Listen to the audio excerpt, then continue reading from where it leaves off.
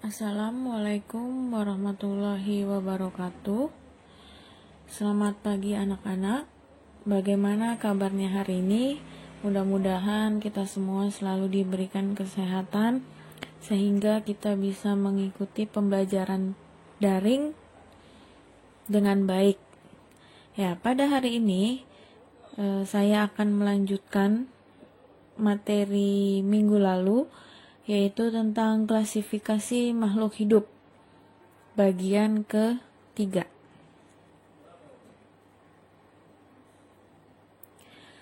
Minggu lalu kita sudah belajar klasifikasi 5 kingdom. Nah, ini ada 5 kingdom. Yang pertama ada Monera, Protista, Fungi, Animalia, dan Plantae. Nah, kemarin kita sudah belajar Monera, kita juga sudah belajar Protista, dan kita juga sudah belajar Fungi. Maka hari ini kita lanjutkan ke Animalia dan Plantae. Selanjutnya, ini kita belajar tentang Plantae. Plantae itu adalah tumbuhan.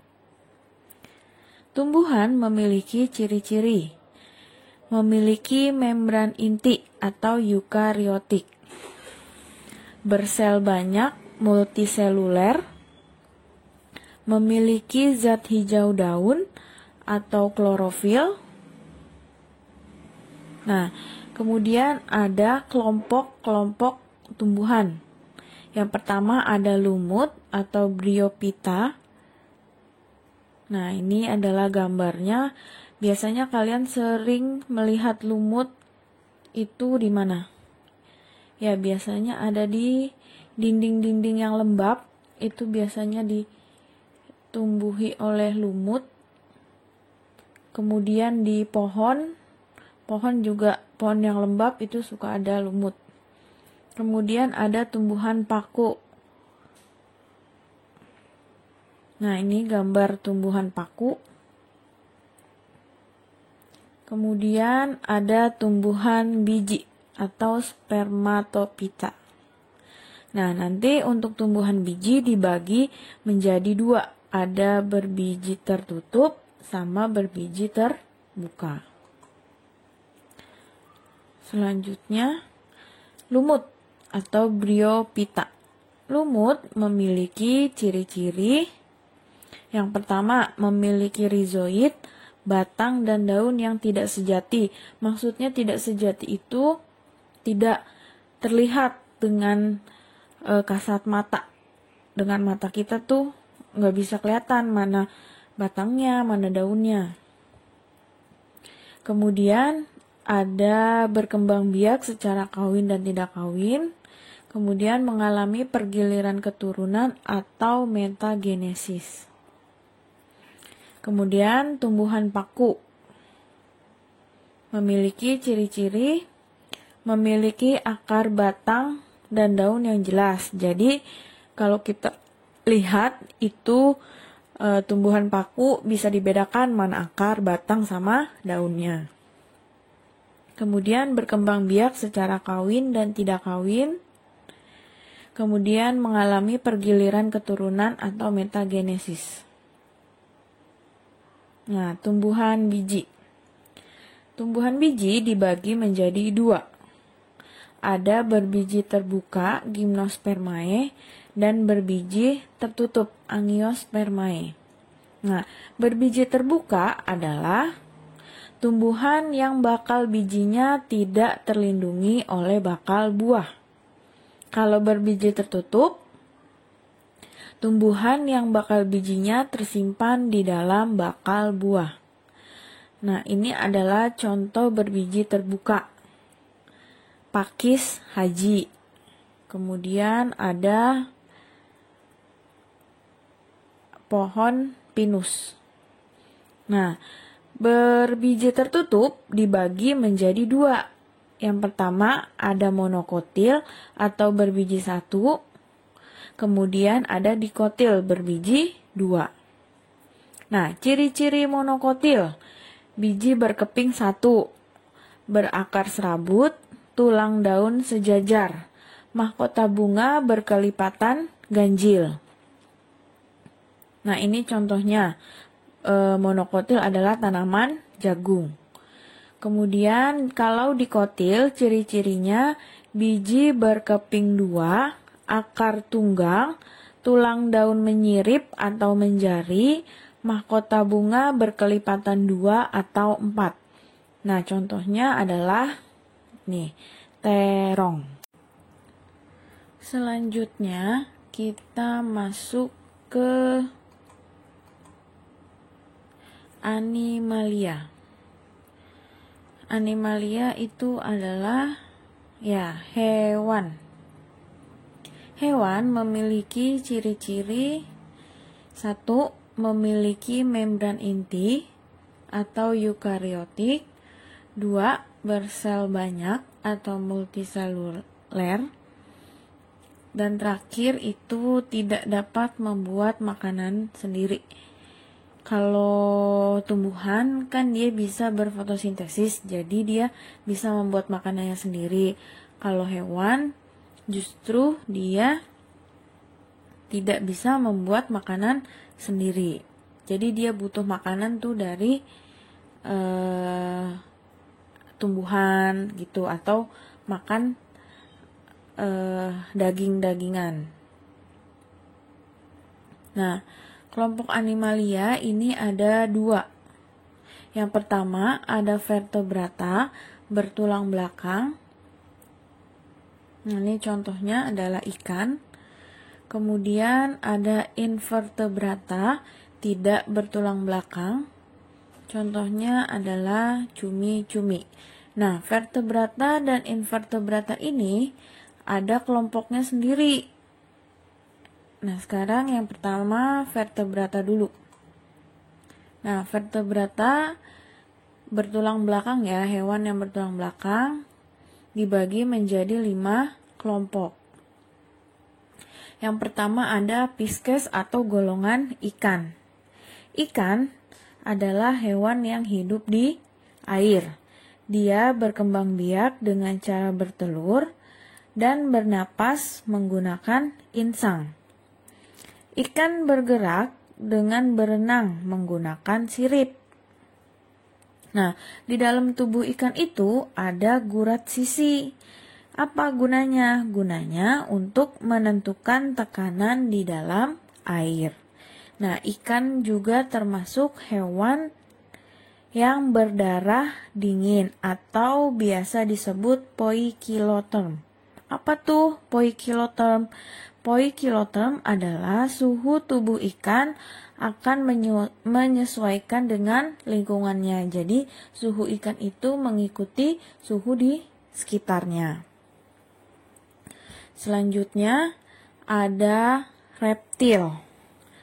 Reptil adalah hewan yang berkulit keras atau bersisik. Umumnya reptil melakukan perkembangbiakan dengan cara bertelur. Reptil juga termasuk ke dalam hewan yang berdarah dingin. Nah, ini contohnya adalah ular. Kemudian ada mamalia atau hewan yang menyusui. Nah, mamalia biasanya berkembang biak dengan cara melahirkan. Nah, hewan mamalia juga memiliki rambut di sekitar tubuhnya.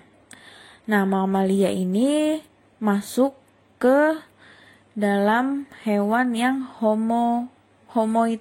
homoiterm atau hewan berdarah panas. Selanjutnya ada amfibi.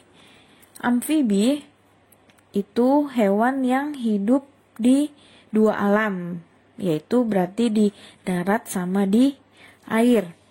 Hewan amfibi biasanya berkembang biak dengan cara bertelur.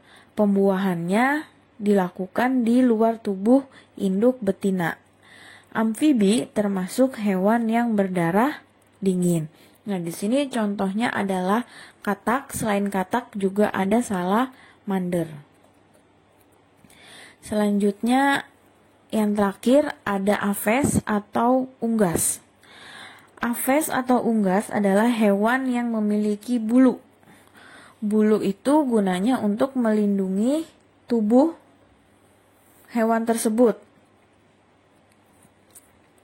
Aves ada yang bisa terbang maupun tidak bisa terbang. Aves berkembang biak dengan cara bertelur. Nah, aves atau unggas termasuk ke dalam hewan yang berdarah panas atau homoiotherm. Nah, sekian penjelasan dari hewan vertebrata. Selanjutnya kita ke invertebrata, hewan tidak bertulang belakang. Nah, ini invertebrata dibagi menjadi 6 kelompok. Yang pertama ada porifera. Porifera adalah hewan yang berpori-pori. Hewan porifera ini memiliki pori-pori yang terlihat jelas di permukaan tubuhnya. Nah, ini kalau dari contoh kelihatan kan bentuk pori-pori. Nih, bulat-bulat seperti ini. Nah, ini adalah pori-porinya. Kemudian hewan porifera ini biasanya hidup di air. Selanjutnya ada Coelenterata. Coelenterata adalah hewan yang memiliki rongga. Biasanya hewan ini memiliki tentakel untuk menangkap makanan dan sebagai alat peraba. Coelenterata memiliki 2 bentuk tubuh, yaitu bagian yang menempel di tempat hidupnya atau polip dan medusa yang melayang-layang di udara. Nah, contohnya adalah ubur-ubur. Selanjutnya ada vermes atau cacing. Vermes disebut juga kelompok cacing. Cacing itu dibedakan menjadi 3 jenis. Ada cacing pipih, cacing gilik, dan cacing gelang. Segala jenis cacing masuknya ke vermes. Kemudian yang keempat ada arthropoda. Arthropoda di sini dibagi menjadi 4.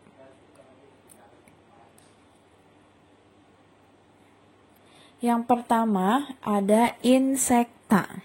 Insekta atau serangga itu terdiri atas kepala, dada, dan perut. Biasanya insekta itu jumlah kakinya ada 3 pasang.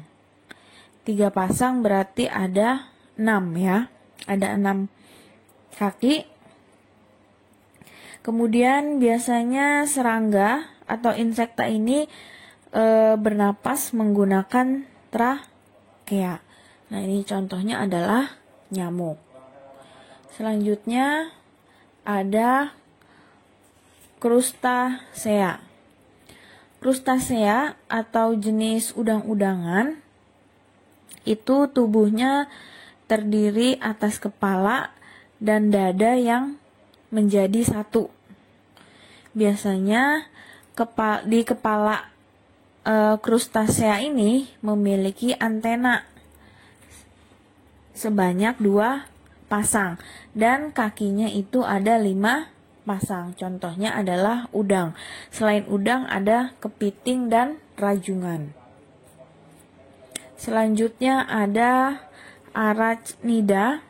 Arachnida itu hewan yang terdiri atas kepala dan dada yang bersatu serta perut. Jadi dada sama perutnya itu jadi satu. Nah, di kepalanya biasanya ada 4 pasang kaki. Dan dia memiliki sepasang mata besar dan beberapa mata yang kecil. Nah, di sini contohnya ada laba-laba, kalajengking, dan tungau. Nah, ini kalau yang ibu kasih contoh adalah kalajengking. Dan yang terakhir untuk arthropoda ada Myriapoda. Myriapoda itu hewan yang tubuhnya beruas-ruas. Kemudian tiap ruasnya itu memiliki satu pasang kaki dan bernafas menggunakan trakea. Contohnya ada kaki seribu dan kelabang. Masih invertebrata. Nah, ada moluska. Moluska dibagi menjadi 3. Ada Pelesiopoda. Nah, Pelesiopoda ini memiliki tubuh yang dilapisi oleh cangkang. Nah,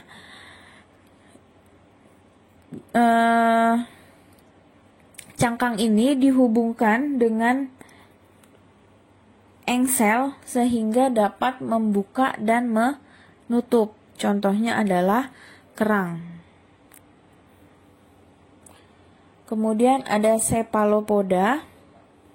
Cephalopoda itu berasal dari kata cepal yang artinya perut dan poda yang artinya alat gerak atau kaki. Jadi Cephalopoda adalah hewan yang kakinya ada di kepala, dan hewan ini biasanya hidup di laut. Pada umumnya Cephalopoda memiliki tinta yang dapat disemburkan. Fungsinya untuk melindungi dirinya dari musuh. Nah, contoh Cephalopoda adalah gurita dan cumi-cumi. Kemudian yang ketiga ada gastropoda. Nah, kalau gastropoda itu hewan yang bergerak dengan perut. Gastro artinya perut dan poda artinya alat gerak. Berarti gastropoda itu sebangsa siput, ya. Jadi dia berjalannya itu menggunakan otot perut, dan pada saat berjalan biasanya hewan gastropoda ini mengeluarkan lendir dari tubuhnya. Ya, contohnya adalah siput. Kemudian yang terakhir dari kelompok invertebrata itu ada Echinodermata. Echinodermata itu hewan yang berkulit duri. Jadi di dalam tubuhnya itu ada duri. Nah, contoh dari Echinodermata itu adalah bintang laut dan bulu babi. Ya, sekian penjelasan dari saya untuk bab 2. Sini sudah selesai.